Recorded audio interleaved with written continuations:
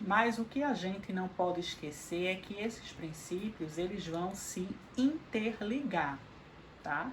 Então, a universalidade, ela se integra, ela se une à integralidade que se une à equidade.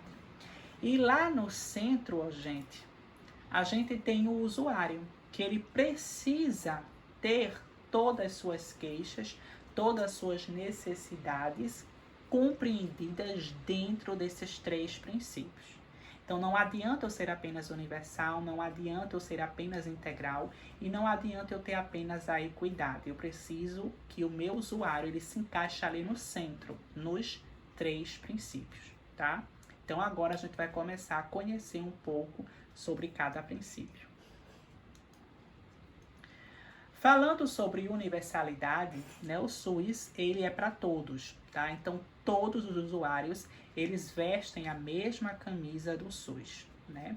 Seja ele de uma etnia branca, seja ele de etnia indígena, seja ele de etnia negra, seja ele mais idoso, seja ele criança, seja ele adulto, seja ele homem, mulher, seja ele heterossexual, bissexual, homossexual, transexual, seja ele rico, pobre ou de classe média, seja ele evangélico, enfim. O SUS é para todos, tá? Então a universalidade ela traz exatamente essa linha de pensamento. Então o SUS é para todos, independente de sua condição, independente da sua situação, certo? E aí a gente vem para o princípio da equidade, que é um princípio muito importante, né? Onde muitas pessoas acabam confundindo com igualdade. Então, nessa primeira imagem, né, a gente tem três pessoas que são diferentes, né? E se elas são diferentes, elas vão ter necessidades diferentes e, ao mesmo tempo, uma sempre vai apresentar uma maior vantagem em relação à outra, né? Então a gente tem aí, né, se a gente fosse seguir o princípio da igualdade, a gente iria oferecer para cada uma dessas pessoas que tem necessidades diferentes, né, e de forma consequente vantagens, né, assim, tipo vantagens diferentes, o mesmo objeto, né, que seria ali um banquinho de madeira, do mesmo tamanho, tá? Só que o que a gente observa? No primeiro caso ali, né, aquele nosso bonequinho preto, ele é muito mais alto, então ele consegue alcançar ali ó, os maiores frutos, né? Ele naturalmente ele já tinha vantagem, né? E eu ofereci para ele, seguindo o princípio de igualdade, o mesmo banco para os demais.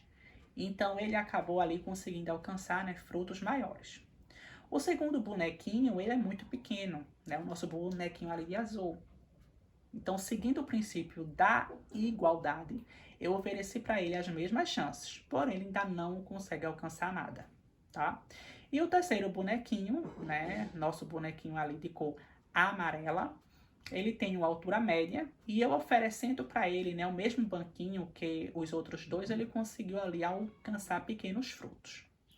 Se a gente fosse trazer, né, para uma comparação atual da nossa sociedade, a gente poderia dizer que esse bonequinho preto, ele é um homem, né, heterossexual, branco e com condição financeira favorável. Ou seja, ele naturalmente, ele é um indivíduo que ele já tem vantagem, né, na nossa sociedade.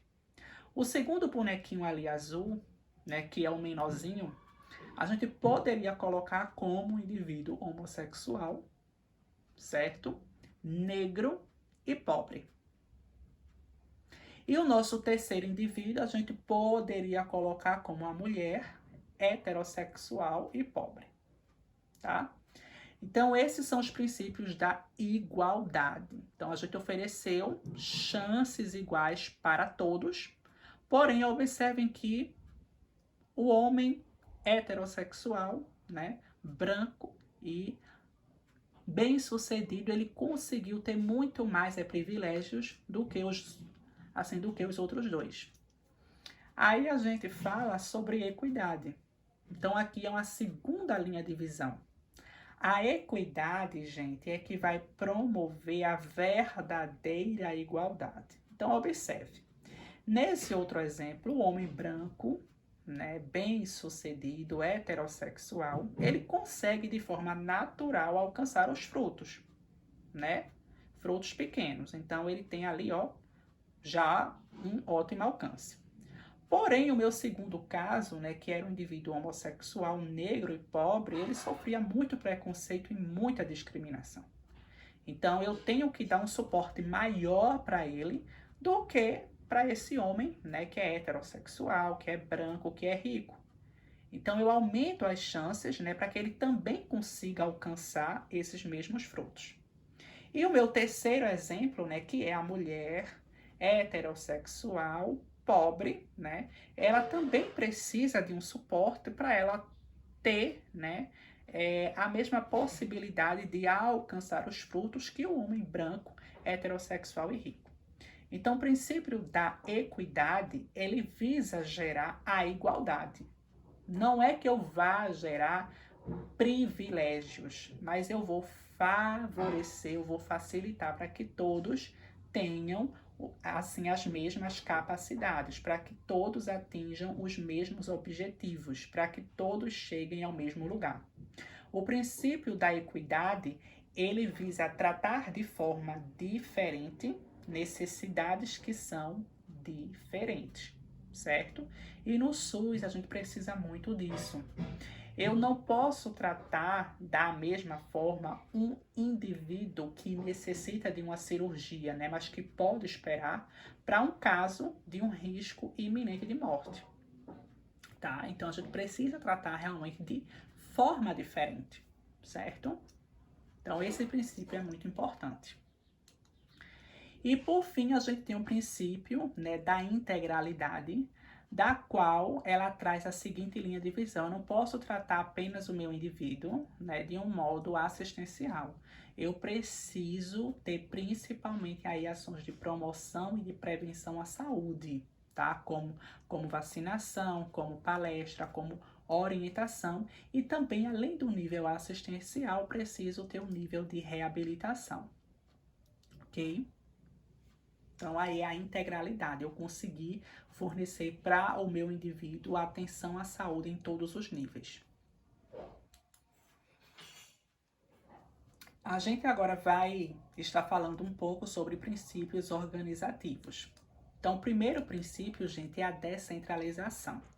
Ou seja, embora o país ele seja o principal responsável pela saúde pública, estados e municípios têm também total autonomia para ditar suas próprias regras e leis, tá? Seguindo principalmente as necessidades que cada estado, que cada região, que cada município apresenta, certo? Então não é apenas digamos assim, um dever da nação, mas cada estado e município tem também aí a sua autonomia, ok? Temos o princípio da regionalização e hierarquização, da qual ela diz o seguinte: cada região, né, seja norte, nordeste, sul, sudeste, tem as suas necessidades próprias. Exemplo, lá em São Paulo, né, lá no sul também do nosso país, existem muitos quadros, muitos comprometimentos de doenças respiratórias, tá? Então, lá as políticas de saúde, as equipes médicas são muito focadas para esses quadros, porque lá existe muita poluição e também um clima mais frio. Aqui no Nordeste ainda impera muito doenças infecciosas e crônicas, certo? Então aqui o foco, as políticas de saúde, elas são voltadas mais para essas outras necessidades. Então a regionalização, ela traz exatamente essa visão de eu, né, estar trazendo para a minha região aquilo que ela precisa, certo? Então não adiantaria eu ter aqui, né, assim, muitas políticas para doenças respiratórias, já que não é o foco, né, já que não digamos assim, aliás, assim, já que não há, né, um enorme índice, né, de pacientes que apresentem esses comprometimentos, ok? Resolubilidade, né? Então o SUS ele precisa ter a capacidade de estar resolvendo, né, em qualquer nível de atenção, seja primário, seja secundário, seja terciário, a necessidade desse usuário.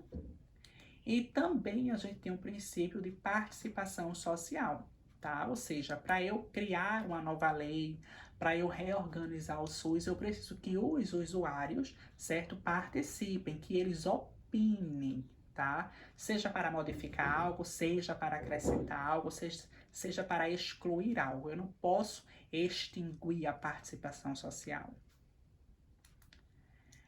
E uma observação é que o Sistema Único de Saúde ele pode contar com complementariedade do setor privado de saúde. O que isso quer dizer? Em uma eventual necessidade, né, como estamos ocorrendo agora com esse quadro da Covid, certo? Pode ser necessário que hospitais, clínicas particulares forneçam seus atendimentos para os usuários do SUS. E aí existe, tá, pessoal? Não é que eles vão ceder de forma gratuita. Existe um contrato que é feito e aí eles vão receber, certo, valores, certo? Mais uma observação é que esse serviço, embora seja privado, eles têm que tratar na mesma qualidade os usuários do SUS e os seus usuários particulares. Não pode haver distinção. Afinal, eles precisam seguir todos os princípios do SUS que a gente acabou de discutir, ok? Então é isso, gente. Muito obrigado aí. E qualquer dúvida, tá? Estou no grupo. Até a próxima.